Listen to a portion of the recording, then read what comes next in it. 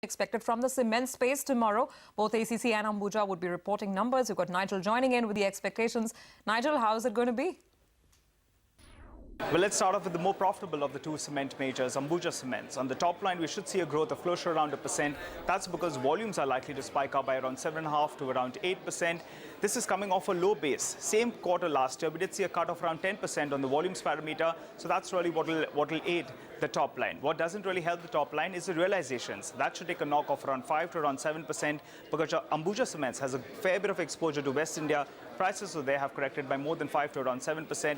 So that's really what will offset the higher volumes. Moving to their margins, they'll come in at roughly around 16%. A correction is what we're seeing on a year-on-year basis. But you compare it to the last few quarters, and 16% will be at the higher end of the spectrum. Realizations again plague the margins, while in fact Ambuja Cements has been increasing the exposure to pet coke.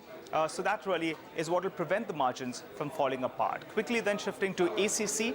On the top line itself, we should see a cut of closer around 3%. The same quarter last year, we did see a credit of around 140 crores that was accounted for in the top line. That's because of a favorable Jharkhand High Court order. So keep that in mind when in fact we're looking at the top line. But volumes, no worries. We should see an increase of around 7 to around 7.5%. Again, coming off a low base because the same quarter last year, ACC had various issues in their East India operations.